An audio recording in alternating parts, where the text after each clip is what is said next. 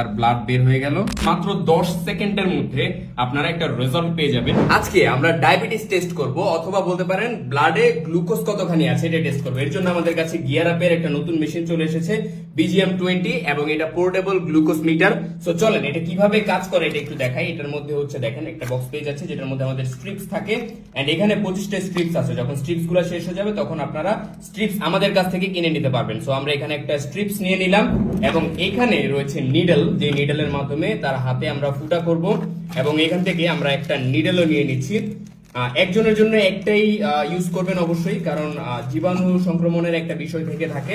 So এই নিডলটা দিয়ে আমরা তার আঙ্গুলটা ফুটা করবো। এর আগে এখানে একটা দেখেন ডিভাইস আছে, এখানে হচ্ছে নিডলটা লাগাইতে হবে। সো এখানে আমরা নিডলটা ইনস্টল করব এভাবে, ইনস্টল করার পরে এইটাকে ঘুরিয়ে ঘুরিয়ে পেঁচিয়ে পেঁচিয়ে আমরা এভাবে খুলে ফেলবো। তাহলে দেখবেন এই যে এখানে ছোট্ট একটা সুচ আছে। সো এই সুচটা আমরা দেওয়ার পরে এই মেশিনটা ইনস্টল করে নিব। সো এটা রেডি, এটা আমরা এভাবে উঠিয়ে ফেললে এখন এটা রেডি। এটা ক্লিক করলেই হাতের মধ্যে ফুটা হয়ে যাবে। এর আগে আমরা হচ্ছে আমাদের যে স্ট্রিপসটা আছে এই স্ট্রিপসটাও আমরা এখানে ইনস্টল করে নিব। স্ট্রিপসটা ইনস্টল করার সাথে সাথে দেখেন মেশিনটা অন হয়ে গেছে এবং বলতেছে ব্লাডের ড্রপ দিতে।